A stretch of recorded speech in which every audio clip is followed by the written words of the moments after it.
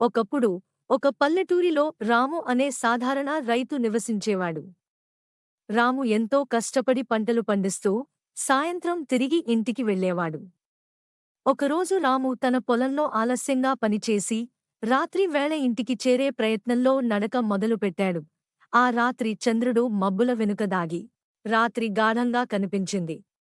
రాముకు భయం వేయడం ప్రారంభమైంది. ఎందుకంటే ఆ ఊర్లో ఒక పాత గుడిసె ఉంది. అది దెయ్యం పట్టిన చోటు అని ఊర్లో అందరూ చెప్పుకునేవారు. ఆ గుడిసె పక్కన ఉన్న మార్గం తప్ప మరో మార్గం లేనందున రాముకు దానిని దాటక తప్పలేదు.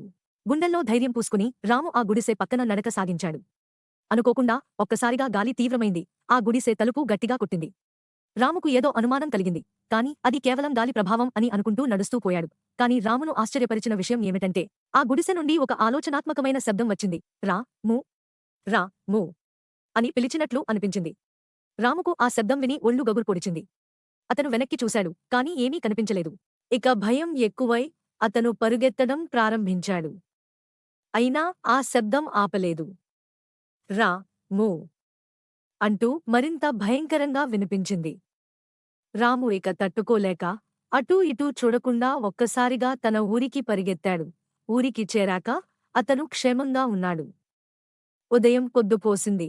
రాము తన కల్వారు నుండి జరిగిన ఈ సంఘటనను తనకు సన్నిహితంగా ఉన్న ఒక పెద్దాయనతో పంచుకున్నాడు. పెద్దాయన నవ్వి, అదేదో పాత గుడిసే, వాస్తవానికి ఎలాంటి దెయ్యం లేదురా. నీ భయాలు నీకు తానే కల్పించుకున్నవే అని చెప్పారు. అంతేకాక ఆ పెద్దాయన రామును ఆ గుడిసెకు తీసుకెళ్లి అక్కడ ఉన్న వింత శబ్దాలు ఎలా గాలితో తలుపులు, కిటికీలు కదలడం వల్ల వస్తున్నాయో చూపించారు. రాము అప్పుడు కాస్త సిగ్గుపడి, భయపడడం మానుకొని ఆ ఘటనను స్మృతి పదంలోకి తీసుకున్నాడు. ఆ సంఘటన తర్వాత రాము ఆ మార్గంలో ఎన్నిసార్లు వెళ్ళినా భయం వేయలేదు. రాత్రి కూడా ధైర్యంగా ఆ గుడిసె పక్కన నడిచేవాడు.